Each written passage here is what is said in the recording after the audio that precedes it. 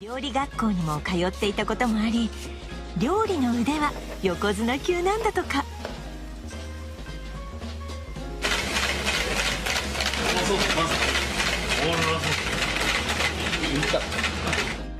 ちなみにちゃんことは力士が食べる料理の総称。メニューは鍋だけじゃありません。その量も半端じゃない。今30個ですよ。はい、また増やすかもしれないけどすごい量です。もちろん料理を作るのもおかみさんの仕事。まな板ちょうだい。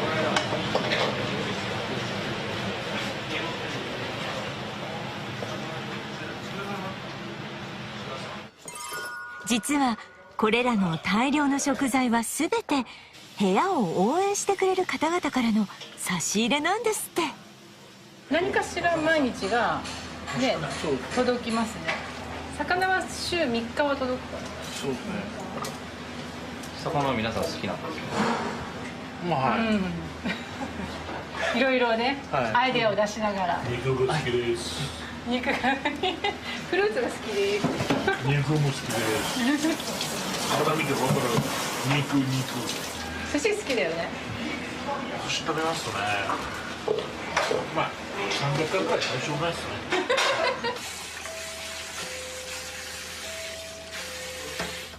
おかみさん、今日も何か届いたようですよ。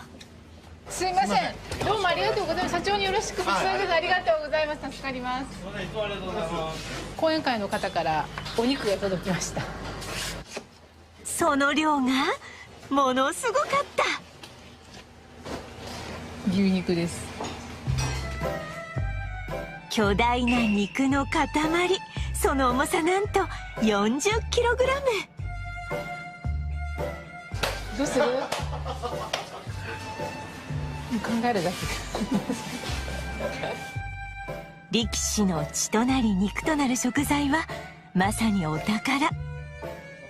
食材の保存法にもいろんな工夫が。向かったのはお米の置いてある倉庫。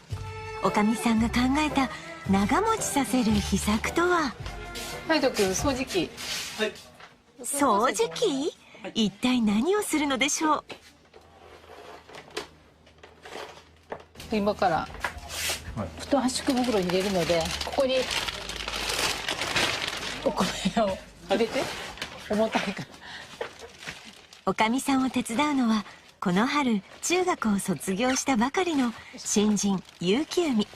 親方にスカウトされて入門しました。いつも手伝ってもらってます。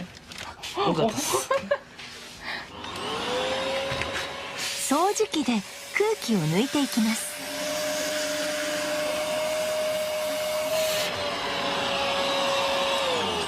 これで完了です。お米も随時来るので、虫が湧くと力士の食べも悪くなるので、虫が湧かないようにこうやってます。毎回。実はこの方法を考えたのはおかみさん。主婦の知恵です。多い人は1トン届けてくれる方もいるので。1トン？ええ。1トン届いたらどうしよう。置き場所が。1トンまだ届いてないですか？届いてないよ。30キロが10袋だから300キロでしょ。その3倍くる。そんなおかみさんが考える自分の役割とは。稽古を見るっていうことはあんまないんですか？そうですね。やっぱりそれは親方の仕事でする時親方の私が見てもわからない。ちゃんこ場にいるとみんなの様子がよくわかるから、いろんな会話が飛んでくるので、それを聞きながら。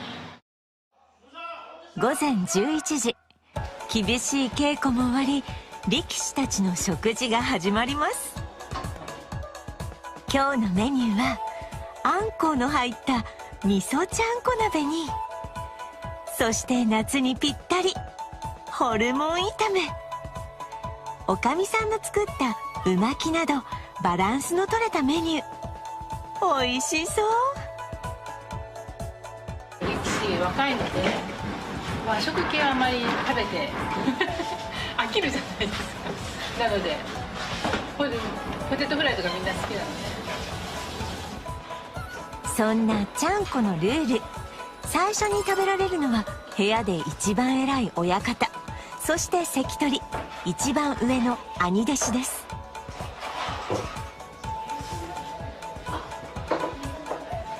親方らが食べている間、若い力士たちはご飯をよそうなど給仕を行います。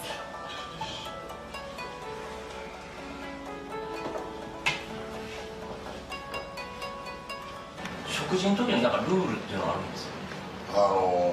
座布団は資格者からですね。資格者っていうのはもう関取以上座布団が使える、はい、このグラスとかコップとかも使えるのは関取からです。まあ入った頃からそういうものだと思って来てますし、早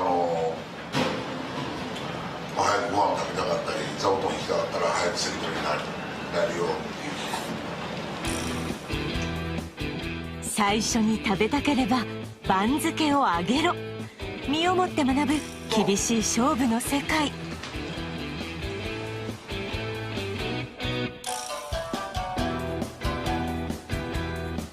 夕食の準備が始まりました。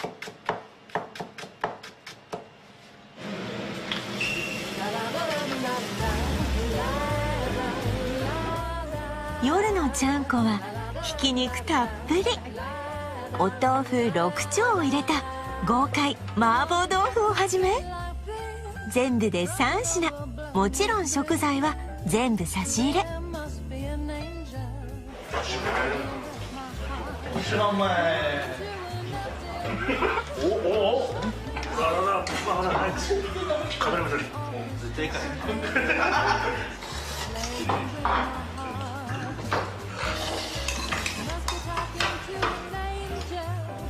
結城海、ご飯をおかわり、さすが育ち盛りと思ったら、ここにも相撲界のルールが。入ってすぐと3枚カレーだ。新人力士は体を大きくするために丼飯を最低3杯は食べないといけない。これがなかなか苦しいようで、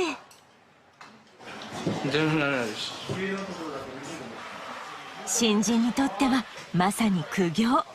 でもこの人は別格だったようで、分かったけどね。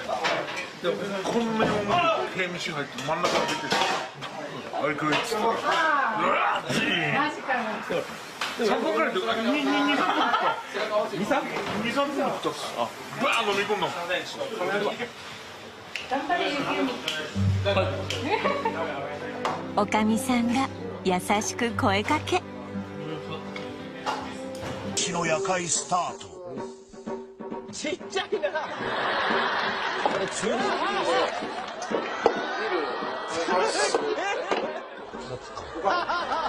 薄いだね。はい。単勝は20人前。サラミ20。すげえ。もう一人5人前ですよ。あ、豚足食べる人。いくらするんだって。力士あるある。4人で50人前を注文。かわいいな。ラブラブですね。力士あるある。手が届かないのでエプロンはお互いにつけ合う。いや届かない。本当ギリギリです。これはね、ここの神様。うわもう食べ放題みたいになってる。これで10、いただくのはまずはタンから。そこまで気にしてなかった。うまそうだな。うまい。3枚ぐらいいけね。生姜焼きじゃねえんだから。力士あるある。肉を食べるときは無言。夜会開始から1時間が経過。これやっぱ量食べられますね。これでもちょっと抑えてやるね。残したっていうのはないんですか。ああ、もう絶対力士は残すのこと絶対したいです。僕残すのは大嫌いなんですよ、基本的に。はい、せっかくその気持ちを込めて作ってくれたものをね、残すっていうのはほんまに一番やってはいけないことだと思うので、怖いんだ、その人と飯食いに来るの。絶対残すことはないです。後輩としては美味しくいただいてるだけです。それだけ。消費税が変わってもこの味だけは変わってもらいたくないなって、それだけです。まあ消費税変わっても別に払うのこいつじゃないし。ここに来て何かが足りないとおかみさん、食事には徹底的にこだわります。肉を切り分け、そこにお酢を投入。入れるんですか？はい、肉が柔らかくなるんで。さらに片栗粉をまぶし、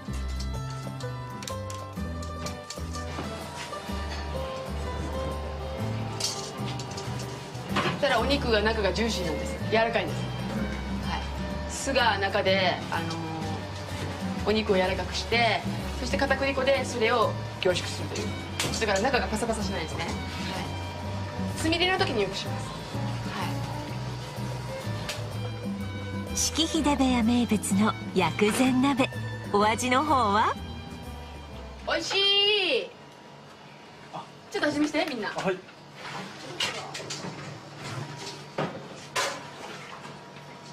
美味しいです。おいしい？はい。式秀部屋名物のちゃんこは他にも。こちらはピーマンの肉詰めなんですが、ひょっとしてこのピーマン生のままでは？生のピーマンに詰めるんですね。焼いてるとピーマンちょっと苦くなってしまうので美味しいんですけれども、それ苦さもですね、だけど食感と、あとは食欲をこうやっぱりこうね、食欲が出るような形で考えてあげてますね。はい、ちゃんこできましたー。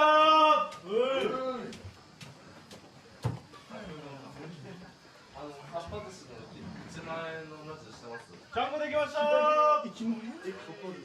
お疲れ様です。お疲れ様です。お疲れ様でございます。はい、鍋通ります。よいしょ、お疲れ様。薬膳お疲れ様。よかったね。あ、それね、健太、ピュって言ったら取れる。これね、これね。おかみさん特製の薬膳ちゃんこは力士たちにも大人気です。クコの実なども入り、体を芯から温めてくれるんだとか。急遽おかみさんが足した鶏肉も柔らかく仕上がっています。そんな具だくさんの鍋のおかげでご飯が進む。皆さんものすごい量ですね。すると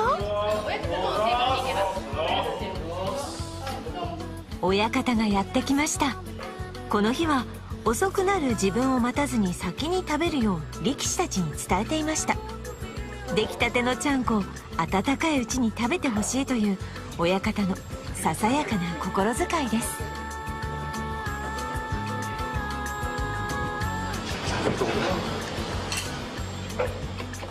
おいしい。あ、おいしい。はい。あー、おいしい。はい、おいしいです。こちらも大好評。あ、ちょっと使ってこれ置いとくけんね。回してね、みんなで。おかみさんも嬉しそう。